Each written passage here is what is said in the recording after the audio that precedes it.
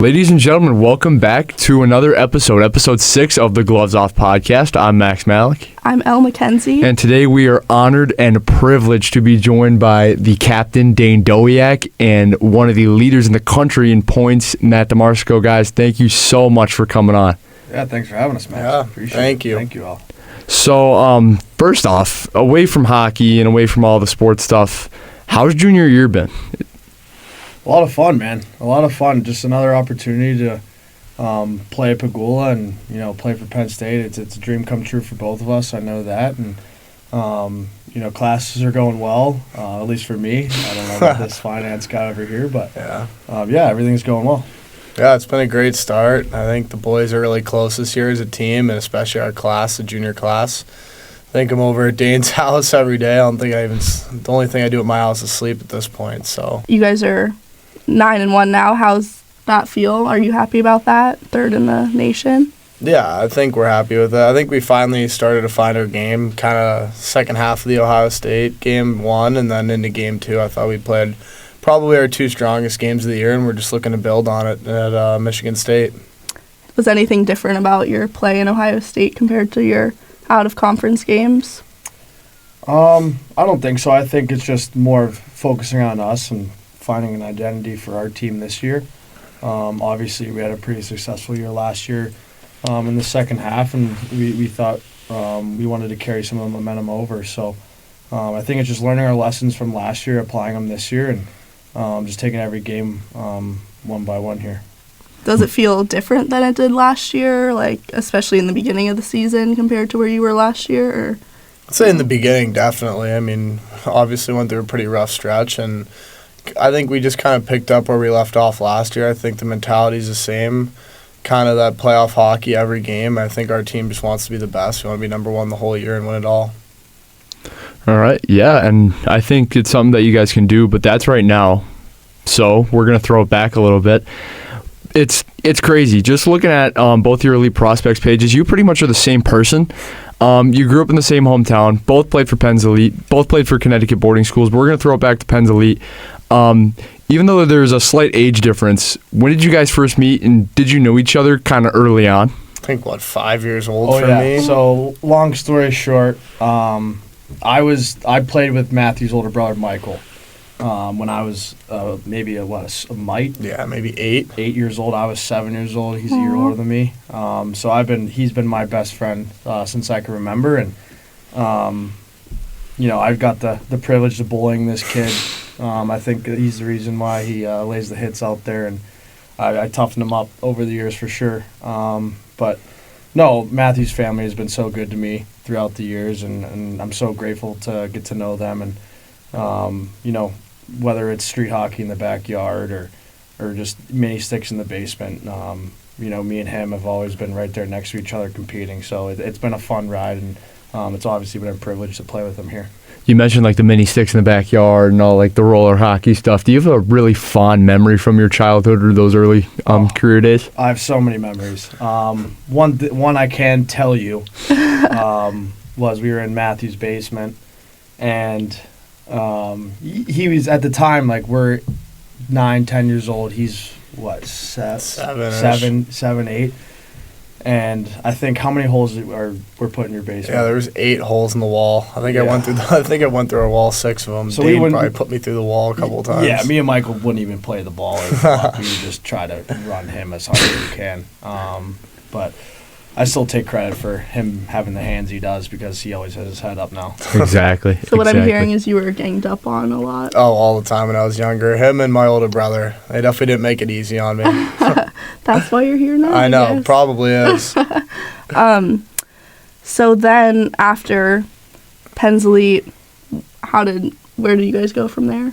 Well, I know Dane went to a Connecticut boarding school, so it's something I definitely looked into. I think just kind of being as close as I was with him early on, like just kind of follow the same path. Because obviously he had a lot of success wherever he went, so I just tried to follow that, and just kind of, it made sense. I hurt my shoulder at the end of my junior year of high school, so it didn't make a whole lot of sense for me to jump into the USHL very early. So I thought prep school would be a great route, not only for hockey but for education too, and I think that's something that has helped me here in academics too. Yeah, and I think speaking for both our parents, Yeah. I think education is a big first thing we got to do before anything. It's always been focus on the academics first, and then hockey will come with it. So I think that's kind of led us to prep school, and then Penn State's such an unbelievable school. I don't think it was pretty easy decision for me, and I know Matthew. Yeah. It was pretty much a no-brainer. When did you mentioned the recruiting process? When did that kind of pick up for both of you, and when did Penn State kind of get into the mix? And what was it that made you want to come here? So for me, it was really early. I don't know if there was a rule change around Matthew's year. I know there was some rules changing, but I was probably 14 when I first met Coach Godowski and Coach Fisher. He was here at the time, and it was pretty cool. Just as a 14-year-old kid, you don't really think about college too much, and it's pretty cool. Coming to this these facilities we have, and just talking to these coaches, it's pretty surreal, right? Because you see everybody in high school, like the football players and everybody committing, and it's pretty cool. Like I think I committed here when I was 15 years old, so I've known these coaches for 10 years now. But it's been a long ride. I wouldn't change anything, but it's just you go on your visits, and I made my decision pretty early. It's right in my backyard. I'm from Pittsburgh, right? So why not? And my brother went here, and I couldn't imagine myself going anywhere else. Yeah, and you mentioned you committed at 15. I feel like now, especially in the world of high school sports and recruiting, there's a lack of loyalty, especially you look in football and now even in hockey. Where did that loyalty in you come from? I just think my dad, he told me when I was making the decision, he goes, when you commit to something, you commit to it, and you don't, change your mind. And I really took pride in that, I think. And, the coaches have always been so supportive of me, and, they kept their tabs on me throughout my whole career. So, when I committed, I said there was no way I'm changing my mind. What about you, Dee? Yeah, mine was a little different. I think you guys alluded to the rule changes earlier, but my recruitment process kind of started after the rule change. I think the rule is January 1st is the first time coaches can contact you, and Penn State reached out shortly after, and it was just something right away. I didn't really talk to many other schools, didn't really visit many other schools, and then right when I got the call to get my offer, I committed right on the spot. So, I played in the brick tournament here. I got to see the facilities when I was younger, and it's just something that I've always wanted to do. So it was just kind of a no-brainer when I finally got the opportunity. Dane, you talked about the coaches being a big part of your decision, and we talked to Nick and Charlie about this in a last episode, but I want to hear from both of you. What makes Guy and all the other coaches such great coaches? I just think their will to want to compete, and to just, they made sure before even hockey, they made sure they wanted to bring in good people first, right? So when you get a guy like that, a coach like that, you want to run through a wall for him, right? Because he would do the same for you. Then that's the biggest thing I took out of it. And funny story, the first time I met Coach Godowski, I was waiting in the lobby, waiting to shake his hand and go through the locker room and everything. And he comes out, I guess he had media or something, and he comes out and he had his tooth in. And he comes in, and I don't know if he remembers this story, but he shakes my hand, he goes, "Hey, Dane," he has a little bit of a wisp. He won't tell anybody that, but he does. And he goes, "Well, sorry, one sec." Rips his tooth out, goes, shakes my hand, and we start walking. I look at my dad, I'm like, playing for that guy. Right? So. That's awesome. How's the new coaching dynamic? Fisher left. How's everything working out? I think Peds has been awesome. Dane and I don't work with him a whole ton because he's more defensive oriented, but I think just him coming and talking to guys in the lounge and stuff, and just kind of the way he handles himself is something that's adding to kind of the program's culture, and someone the guys love being around. I think it's great because he was in your shoes just Cersei a few years ago, so it's nice to have that, and so he knows what you guys are going through, and he's there for you. Do you feel that a younger coaching staff too, for both of you guys, guys that have played most recently, do you think that helps a lot more than guys who have been out of the game, at least in terms of playing for decades? Yeah, every coach has their own kind of coaching philosophy and style, but I think kind of for college, just having guys that you can relate to. I mean, obviously, Sturtsy and Peeds both play in the program. Like, just kind of being able to share kind of some of the things they saw and what made their team successful. And like you said, they're not old at all. So just kind of being able to relate to them, I think, is really helpful. That's awesome. Yeah, and I mean, they've lived our lives before, right? Like they've been in our shoes. So, like Dee Dee said, I mean, when they notice you're down or you know that you make a bad play or even off the ice, if something's bothering you, they've lived it, they've experienced it. So it just makes it that much easier to go up and talk to them about it. That's awesome. I want to circle back a little bit. Did you guys always know that hockey was what you wanted to do, or did you play other sports? How did you know you wanted to be serious about playing hockey? I mean, I think Dane was a little better at lacrosse than I was, but I loved playing lacrosse. I loved playing golf, but I kind of knew at the end of the day, like, hockey was the sport I loved the most and the one I was going to try to pursue, but I don't know about you over there. Yeah, no, it's always been hockey for me. At one point in my career, I did think I was better at lacrosse, but you know, it's always been, you know, my first thing I wanted to do, and I committed to Penn State, and like I said before, I wasn't breaking that commitment. But no, I had a pretty good career in lacrosse, but you know, hockey, I think, will take me a little farther. Do you think if you had the opportunity to be a dual sport athlete and play hockey and lacrosse, would you take it? 100%. Really? 100%, You won Player of the Year, right? Yeah, I was Player of the Year in Pittsburgh. Won a Whitfield championship. But, you know, it's at the end of the day, I mean, Max, you know how hard it is being a student athlete now. Yeah. I mean, it takes up so much time of your day, and you know, I have a little deal with Gads. If we're successful this year, and see if I can hop out for a lacrosse tryout, maybe. There you go. Maybe one practice against the best player, see what I still got. But it's been a while, so I don't know. There you go. I remember you being a lacrosse star at North Catholic. That was pretty good. I think lacrosse runs Yeah. in the Dimarsico family bloodline. Yeah. Really? My dad and my brother both played, so I just kind of played out of habit. So your dad was not a hockey player? No, my dad didn't play hockey at all. He played football at West Point, so pretty detail-oriented guy. I'm a little bit more messy than I think he would like me to be, but just kind of learning things from him has been awesome and kind of giving me that will and that drive to play.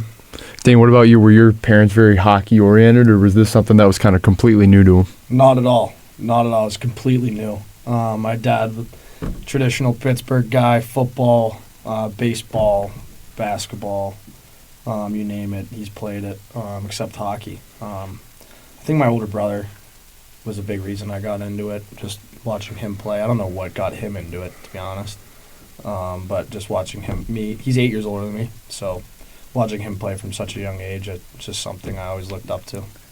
That's very interesting because I feel like usually it's like, oh yeah, my dad played and then I wanted to try it too. You guys just both did it on your own kind of. I guess your brothers, yeah. Yeah, I guess, and like, we kind of grew up in that when like Sidney Crosby started to come around too, and I think the sport in Pittsburgh kind of blew up a little bit. Yeah, it's such a big market. Like when he came around, like he started that like learn how to play program, and they're in the race every year. Ever since that, like you see guys like Logan Cooley coming out of Pittsburgh, like so many guys that now are, you know, successful in hockey, and he's a huge part of it. So, yeah, I mean, what can I say? Crosby's the guy. Yeah, he is the guy.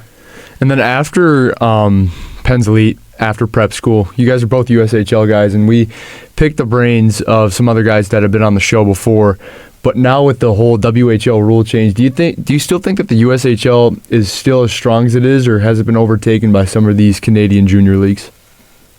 Man, I'm out of the game a little bit. But I do think the Canadian junior leagues have taken a little bit of the talent, but I still think the USHL is a great league. I think it's different style for sure. I don't know, like Dee Dee. Yeah, I mean, I'd say the biggest difference is probably the style.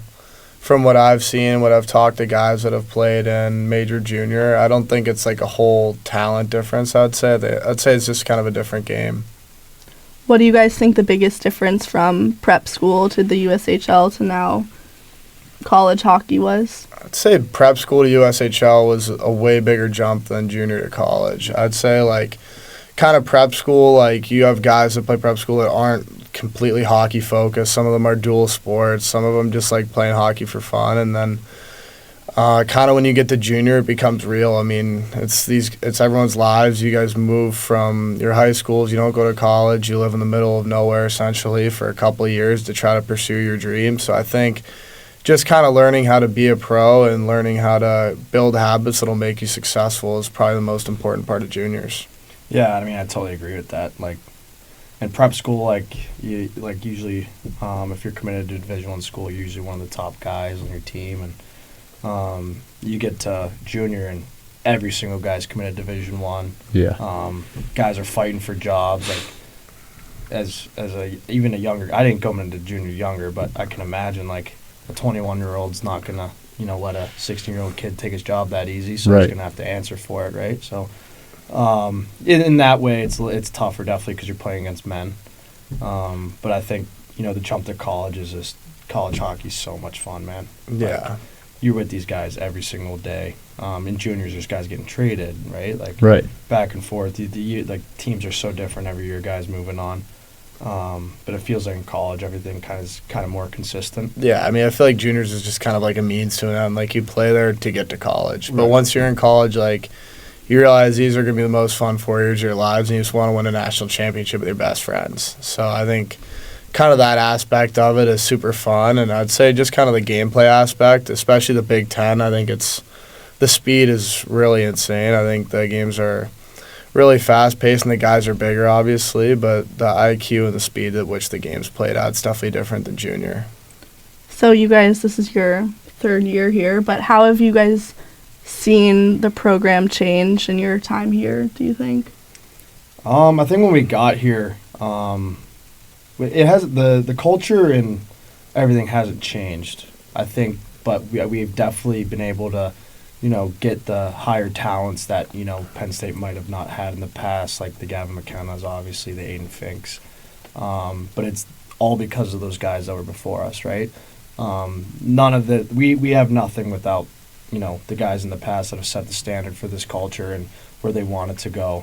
But yeah, I mean, I can't complain. This place is definitely the best place to play in college hockey. You guys see our fans every weekend. The Roar Zone is unbelievable. And I know I could speak for Didi when I say this, like we have so much fun playing it. Oh, yeah. I think we just try to leave it better than we found it. I think we're trying to do a good job of that right now. Love that. Didi, we have to talk about it. You scored the biggest goal in program history in Allentown, one would say. Tell us about it. How did it feel? What was going through your mind?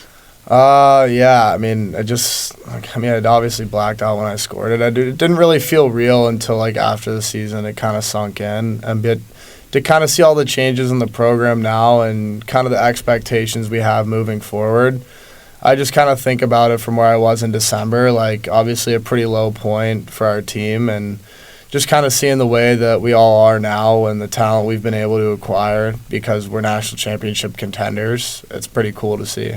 Definitely.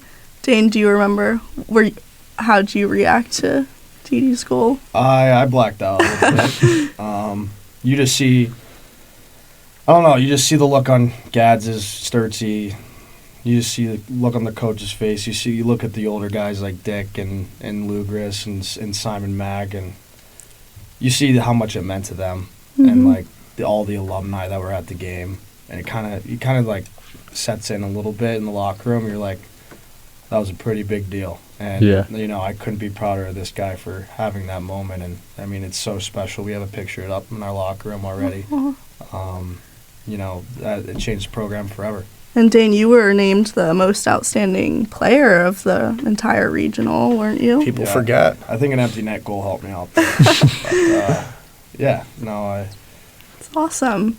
You both definitely did good for your team that weekend, for sure. For sure. And going back to Dane, since we gassed up Didi a little bit, we'll gas up you. But but we talk about, or you guys have talked about the culture and the bond that you guys have. And Dane, now you're the front man of that culture as the captain. First off, congratulations. Thank you. That's an incredible honor. You should be very proud of yourself. And I see it in you, and I see it in a lot of you guys. As you mentioned, You guys recruit first-class people above first-class athletes. How have you, well, first off, how did you find out? What was your reaction? And then have there been guys, regardless of whether you've played for them or not, that have influenced you, other captains or other leaders in this locker room or in this program? Yeah. So how I think I found out was, Dad just came in the locker room one day. Like, we took a team vote, and I was very fortunate enough to be named the captain, and it's something I will never take for granted ever in my life. And I'll do anything for this team, whether it's, scoring a goal like I hope, but I'll also block a shot with my face. Like, I don't care. I just want to win for the Penn State program and for the Penn State community. And I think all the guys know that and have my back with that. But I think one guy that I can definitely say, really instilled that, like, care to win for not just yourself but for everybody else was Carson Dick. And I'm sure you guys have heard the stories of, when he stood up in our locker room and said, like, nobody's going to get negative. Like, we're all doing this for each other, not for any individual success. He's one guy that, I kind of picked his brain all last year. I was like, hey, what can I do better? What can I do to, help this team? And he was always he was the best, man. Like, that guy's mentality, I don't think I've met more of a winner than that guy, for sure. And I've seen it with you too. I remember at the one tailgate, I think it was the Northwestern game, you were telling me, like, it was right after I'd come home from a game, and you were telling me, like, how to be a leader and lead by example. And then a couple nights later, I think it was like a week later or so, it was either against Clarkson or LIU, after the absolutely gigantic fight, there's gear scattered everywhere. You go out, you skate out there, and you pick everything up with your stick, and you bring it back to the bench. And, like, I hear the arena erupting for you. And, like, yeah, it was cool, but it was a moment for me, like, having that conversation with you just the week prior and then seeing that. I'm like, that is what a leader is. So what was kind of going through your mind in that moment? Was that something you kind of just involuntarily did, or something that you knew, like, hey, I should go and do this? Those guys went on the ice and fought for our team. They weren't fighting for themselves, so that's the least I could do, right? Like, those guys, the guys that were on the ice, I think it was Ulmer, Fordo. Lev had to be out there. Lev, I think so. Was probably out there. In a situation like that, there's no fighting in college hockey, right? But there's a time and scenarios where you have to stand up for yourself and you have to stand up for the team. And I thought those guys did a great job of it in that situation. Yeah, it was the least I could do was go pick up their buckets, and I knew all the boys loved it when, Lev gets the crowd fired up. Oh, yeah. Fordo's, waving his hands up and down. It was an unbelievable moment, and I think that was kind of a pivotal moment with our team. That's like, we all have each other's backs here no matter what. For sure. We'll come back to this because I had another thing to say, but I wanted to sidetrack for a second. Speaking of Lev and Shay and all of them, how are the new freshmen fitting in? How is all of that working out for your guys' team? Oh, they're awesome. I love those guys. They're super funny off the ice. Obviously, the production speaks for itself on the ice, but I think just kind of coming in and just really buying into our team culture is so important. And they love to hang out off the ice. They've made a seamless transition. It's just like another freshman class. Love that. Dane, any? Yeah, those guys are awesome. They definitely keep the locker room pretty light, and you can never. You always have to watch over your shoulder a little bit for those guys trying to chirp you, as you guys know. But no, those guys are awesome. They're unbelievable people. They wouldn't be here unless they weren't. Mm-hmm. And they're obviously unbelievable players. They're a big part of why we're 9-1. Exactly. And 9-1 just wrapped the first series up of Big Ten play. Now you're undefeated in Big Ten play, completely flipped the script from last year. How would you evaluate your first series against Ohio State, and what do you think you need to change, and what do you think you need to continue as you head into Michigan State on the road? I think it's just consistency. We got obviously game 1 we didn't start well, right? Mm-hmm. Game 2 we started really well. We kind of let them back into the game. I think it's just playing a full 60 minutes of Penn State hockey, what we know how to do. Every guy knows the standard. Everybody knows the culture. Everybody knows what the end goal is.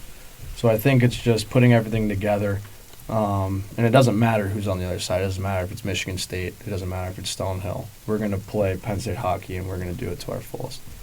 Dane, I remember in media in the very beginning of the season, you talked about how you guys are now the hunted instead of being the hunter. Have you seen that in all of the games so far? And what have you changed about your guys' style of play to keep these wins going?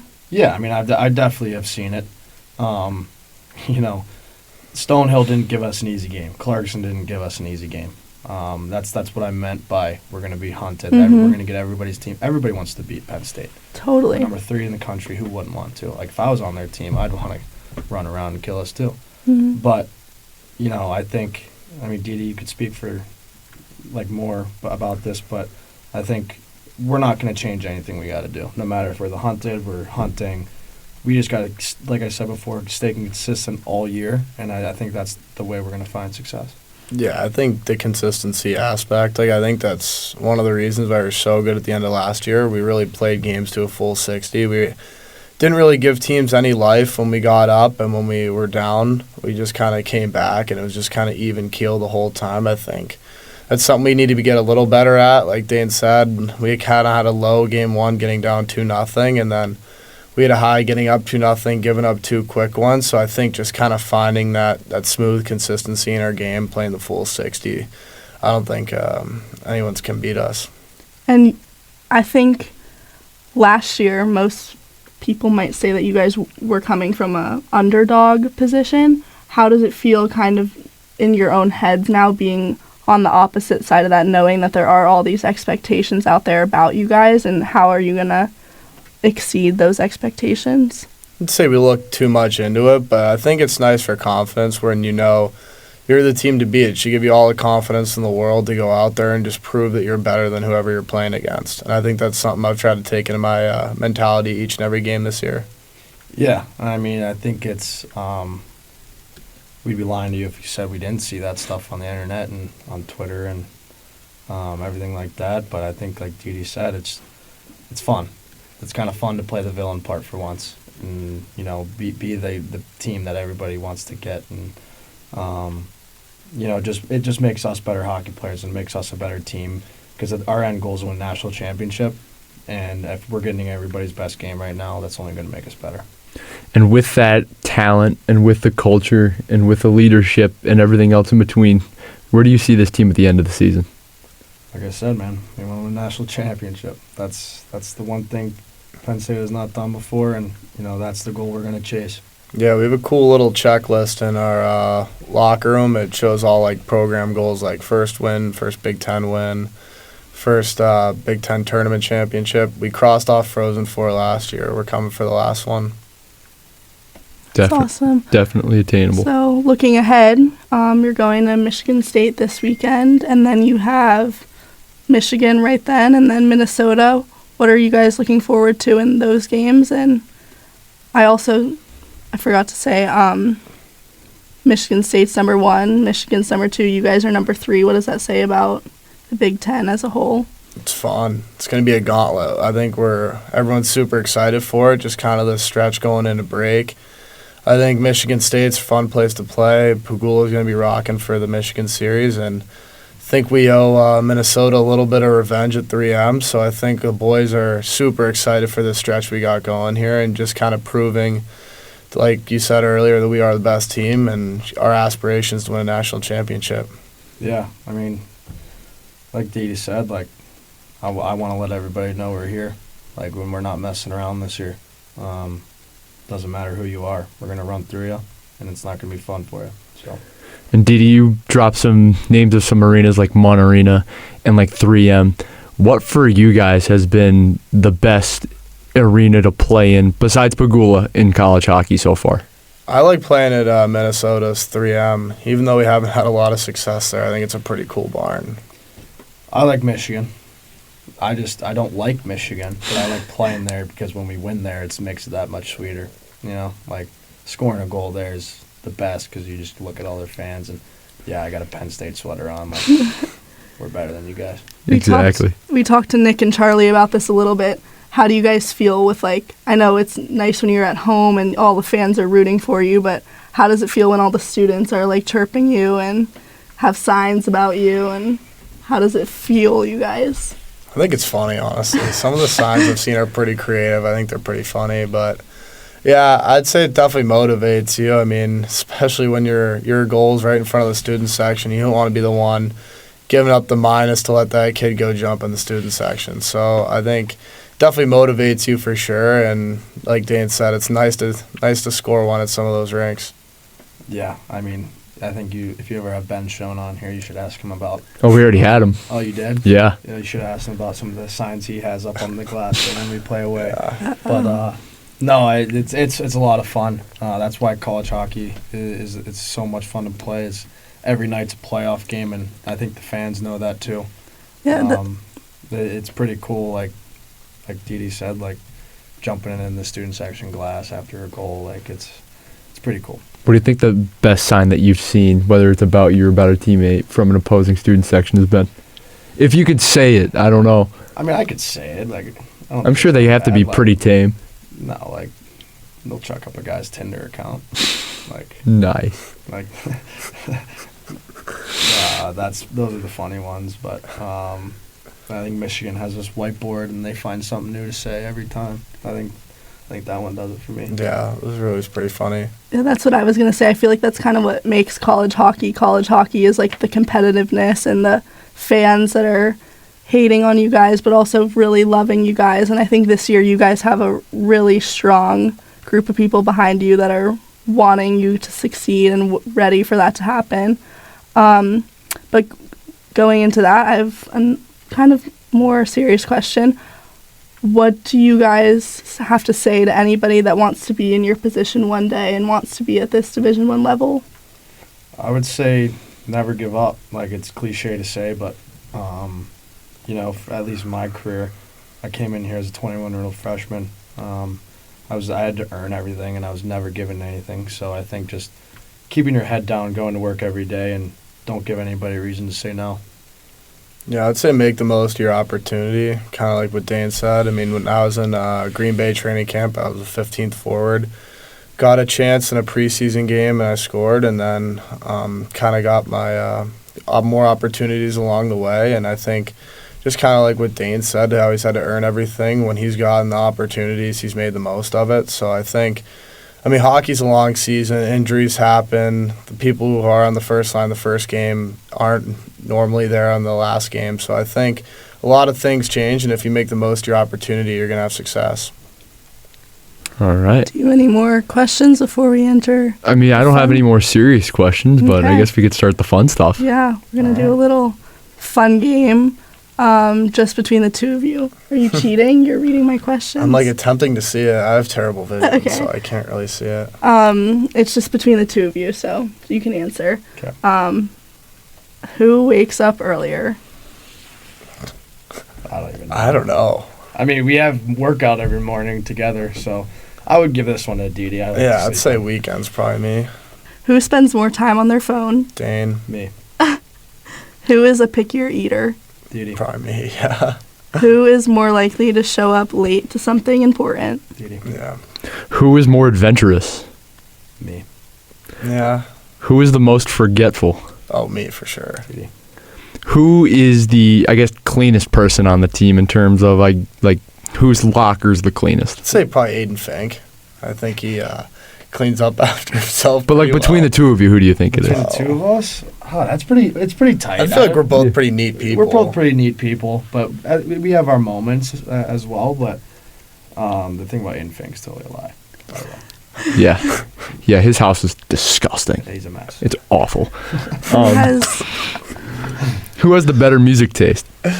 Oh, me by far. I don't know about that. I've heard his car aux hasn't impressed me too much. Who is funnier?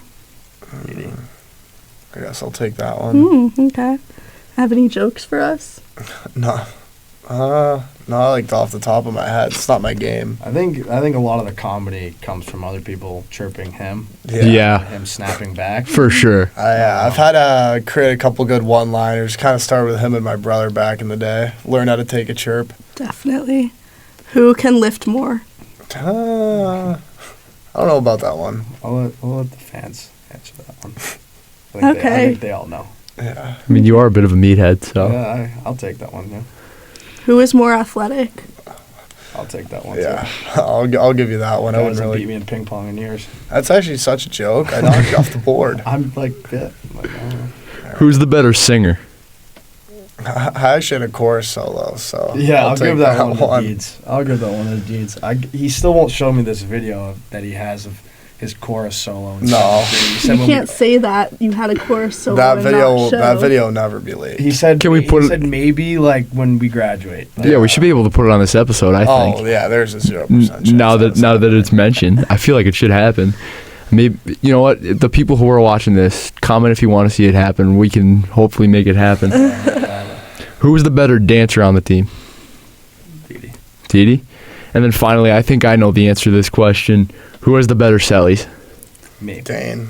Really? Wait, I didn't know the answer to that question. I feel like you both have good. I thought it would have been Didi because you tossed the stick in the stands. He's one goal against Yeah. Sally, but I think You have I like might have less goals, but I definitely have more sets. Like Do you have one that you really want to do kind of queued up? queued up.